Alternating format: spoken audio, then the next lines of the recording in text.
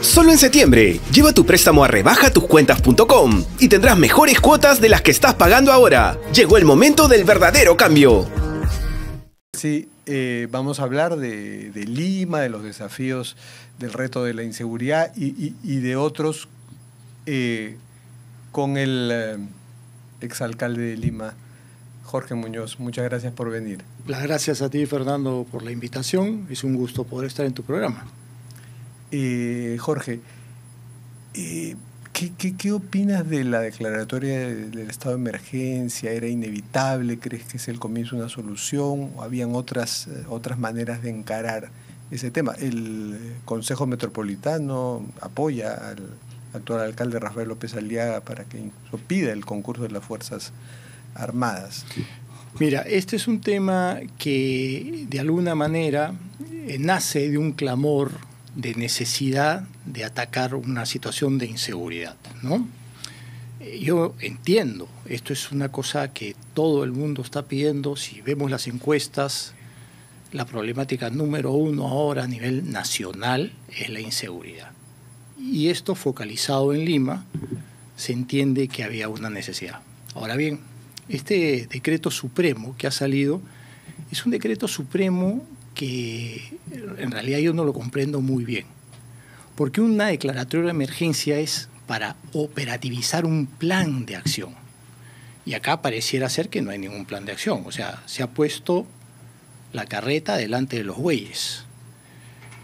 Es una necesidad, es algo que la gente está buscando, pero tiene que haber un plan de acción y no lo hay. Y ese es un problema. Hace unos días atrás el propio ministro del Interior mencionaba que no estaba de acuerdo con una situación de emergencia. Además, las estadísticas nos dicen que las últimas dos declaratorias de emergencia no han traído nada bueno. Hay que revisarlas nomás. La victimización ha seguido creciendo. Yo escuchaba a un experto en temas de seguridad ciudadana que decía que en los últimos 5 meses la victimización está subiendo a nivel de 1 punto por mes, sí. Lo cual es muy serio. 1 de cada 4 peruanos ha sido victimizado y la percepción estaba como en 80, pero ha crecido. Mira, son varios indicadores. Debe haber ya está en la percepción que debe estar casi 10 de 10, ¿no? Sí. Casi 100%. La victimización que está creciendo, cuando tú haces una encuesta de si has sufrido un robo, algún daño tú o algún familiar, esto también está creciendo. Y hay algo que todavía es mucho más peligroso. Nuestro país era un país donde las tasas por homicidio eran dentro de todo bajas, pero últimamente también están creciendo porque se está matando a la gente, se está usando armas de puño. Entonces, regresando a esta declaratoria de emergencia, una de las cosas que tampoco comprendo es por qué solo 2 distritos de Lima. Bueno, pero el alcalde López Aliaga quiere que sean todos, que se extienda. Pero es que eso tiene una lógica, ¿no? O sea, tú no puedes decir en estos 2 distritos, por más necesidad que haya, yo comprendo la necesidad de San Juan del Lurigancho y de San Martín, pero hay más necesidades en la ciudad. Y quiero después ir al tema de fondo, porque esto es una cadena. No solamente es la declaratoria de emergencia, sino hay varias otras cosas más. Pero permíteme un poco regresar al número de distritos. La declaratoria de emergencia habla de 2 distritos limeños y 7 distritos en Sullana, Piura. Y además, cuando uno lee el decreto supremo, encuentra que hay muchos oficios de la Policía Nacional reservados. O sea, no conocemos ni siquiera la motivación de fondo que hay, que debe ser pues una motivación real de que hay tantas bandas en tal sitio, que hay una serie de situaciones que ameritan una declaratoria de esta naturaleza. Ahora, repito, con una declaratoria de emergencia sola y con la salida o la ayuda de las Fuerzas Armadas, no se va a solucionar el problema. Eso es como una ilusión, como una aspiración que tiene la ciudadanía. Bueno, tú viviste la época de la pandemia, donde hubo concurso de las Fuerzas Armadas y se decía que tenía un papel disuasivo, pero yo creo que más disuasivo era el miedo al contagio. Claro, ¿no? Ayudaron para eso, que era otra cosa, distinta, ¿no? Acá estamos hablando de inseguridad ciudadana, lo otro fue una colaboración para los temas de salud y para poder contener determinadas cosas. Ahora, ¿qué cosa te quería plantear o qué quiero plantear yo que creo que debe ser la solución?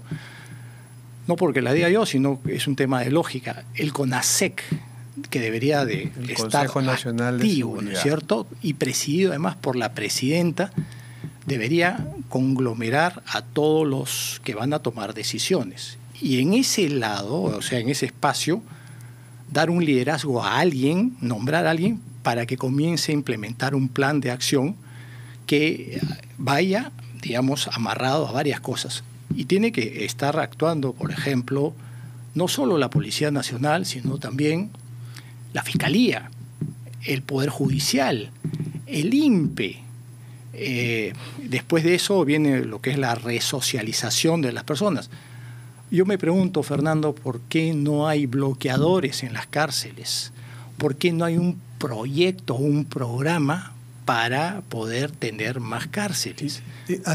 Mencionó un punto clave que se lo he preguntado a varios invitados, incluyendo al primer ministro, que lo tuvimos hace unos días. ¿Por qué no se crea una instancia?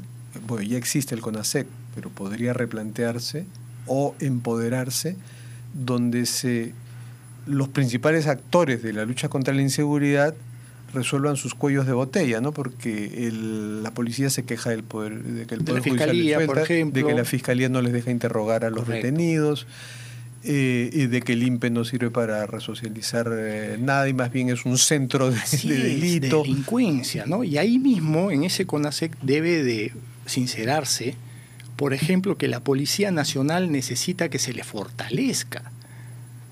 El artículo 166 de la Constitución establece claramente que es la Policía Nacional quien controla lo que es el orden interno.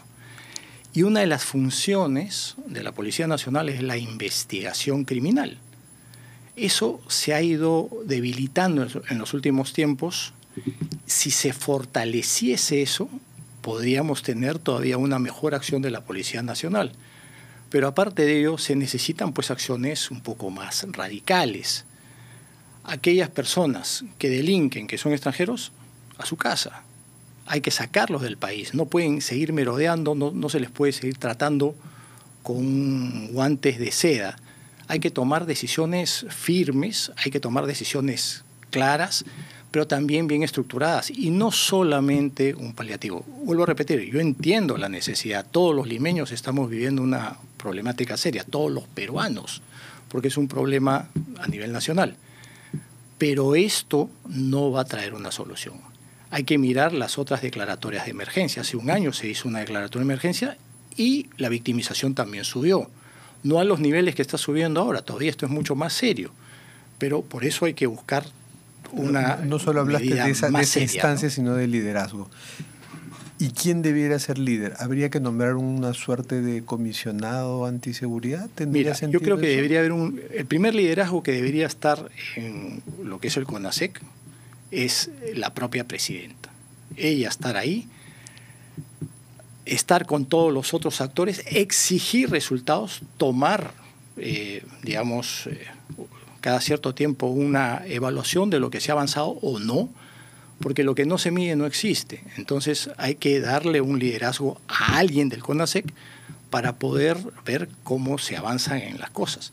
Pero vuelvo a repetir, un tema de cárceles, un tema de bloqueadores, un tema de buenas relaciones interinstitucionales con la Fiscalía, con la Policía Nacional, fortalecimiento de la Policía Nacional. Mira, se habla mágicamente en el artículo 1 de este decreto supremo de la colaboración de las Fuerzas Armadas. Todos queremos más seguridad en las calles, entonces como anhelamos seguridad, creemos que las Fuerzas Armadas las van a traer. Y eso no va a ser así, porque las Fuerzas Armadas no están preparadas para perseguir la delincuencia, no tienen una capacidad. Con una tanqueta no vas a evitar cosas. ¿Qué va a pasar? Probablemente que eso no traiga un resultado. Entonces, hay que sincerar las cosas y hay que decirle a la gente la realidad, ¿no? Teniendo aquí al exalcalde de Lima, no puedo dejar de preguntarle y de pedirle una evaluación de cómo va la gestión de Rafael López Aliaga. ¿Se está desgastando mucho en estas peleas por los peajes? Mira, Fernando, yo he sido alcalde y sé lo complejo que es administrar Lima, desarrollar los proyectos.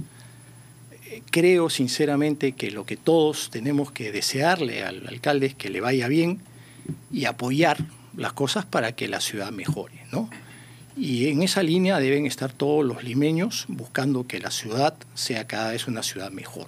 Ahora, estas peleas de los peajes con Rutas de Lima, tú tuviste tu propia pelea con la otra concesionaria importante. En rigor con las dos, ¿no? En rigor con las dos, pero las encaminamos dentro del marco legal, que es lo que corresponde. Pero en un arbitraje en el que habías cifrado esperanzas no resultó como se esperaba, ¿no? Mira, había cifrado muchísimas esperanzas y estas situaciones no se dieron porque los árbitros dijeron que mientras que en el Perú no se termine de sancionar los procesos por corrupción, ellos no podían fallar diciendo que había corrupción. O sea, ya sabiendo eso, ¿para qué volver a tropezar con la misma piedra, no? Es que el camino es muy, muy claro. O sea, si sabes que no vas a tener resultados positivos, no camines por ahí. Claro, tú le llevas todas tus pruebas, tus avances, todo lo que sabemos aquí de la corrupción, pero los árbitros ni se inmutan si no hay una sentencia firme. Correcto. Y entonces esa es una situación que el Poder Judicial tiene que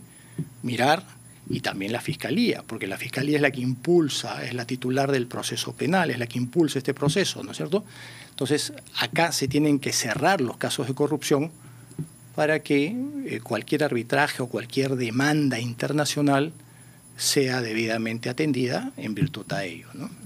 Y como un político, no puedo dejar de preguntar también, ¿qué opinas sobre este conflicto que hay? Lo conversábamos hace unos minutos con Diego García Sayán en torno a la Junta Nacional de Justicia, esta polarización entre una mayoría congresal o un sector del Congreso y un organismo del llamado Bloque Constitucional Autónomo. Mira, yo siempre digo hay que respetar las instituciones, esa es mi posición. Creo que como peruanos necesitamos fortalecer posiciones. Y hay algo que me preocupa, que no solamente está en el ámbito de este conflicto que tú mencionas, es esa actitud que hay de copar espacios en muchos lugares de las instituciones peruanas. Hay una búsqueda política de estar en distintos sitios y la pregunta es ¿para qué? ¿Qué cosa es lo que se está buscando atrás? ¿A dónde se quiere llegar? No creo que sean cosas positivas, sinceramente. Y hay que respetar las instituciones y hay que fortalecerlas. ¿Qué otros desafíos tiene Lima que debieran ser, además del combate contra la inseguridad, que debieran ser las prioridades del alcalde López Aliaga? Mira, hay un tema que, si bien es cierto, no está dentro de las manos directamente de la municipalidad, pero es importante que se pueda trabajar en conjunto, es el tema del transporte. Los ciudadanos sufren muchas horas de movilización de un lado a otro y eso no es justo. Y entonces hay que ver ese tema, pero hay que verlo también con algo que sí le toca a la municipalidad, que es el desarrollo de infraestructura. Y además propiciar también las inversiones y buscar que la ciudad se desarrolle. Tú lamentaste siempre el haber perdido las competencias sobre ese tema y que las tiene la ATU, ¿no? Mira, en rigor, Fernando, yo creo que instituciones como, por ejemplo, Transport for London en Londres o la institución que maneja el transporte en Barcelona son íconos o espacios o instituciones icónicas que tienen que ser miradas y trabajar como ellos. Cuando se crea la ATU en el año 2018, yo pensé que esto iba a traer algunas cosas beneficiosas para el país. Digamos, para Lima y el Callao, porque es una autoridad para Lima y el Callao. Pero lamentablemente fue muy mal manejada la ATU desde una perspectiva política. Y eso se ha quedado en el tiempo y no se ha seguido desarrollando, lamentablemente. Entonces, ¿qué se requiere ahí? Una reestructuración y un trabajo conjunto con las otras autoridades, tanto con el alcalde metropolitano como con los alcaldes distritales de Lima y del Callao. Ese es uno de los tantos retos, pero también limpieza pública. Ahora, tú tuviste un reto y una promesa que hiciste en la campaña y lo empezaste a desarrollar, que era el plan de la ampliación del metropolitano. Tu gestión pues no la pudiste terminar por un tema de una vacancia, por un asunto ahí administrativo. La terminó tu teniente alcalde, Miguel Romero. Pero ¿en qué quedó la ampliación del metropolitano? ¿Le recomendarías al alcalde López Aliaga que le ponga punche a eso? Es que eso es necesario. Mira, hoy el metropolitano termina en el Naranjal. Si sales de Chorrillos, terminas en Naranjal. Esto está en Independencia. Esa situación hace que para los transportistas que manejan, digamos, el corredor principal del COSAC, el contrato de transporte, el contrato de desarrollo de lo que es el metropolitano no haya comenzado en su plazo. Han ganado varios arbitrajes en ese sentido.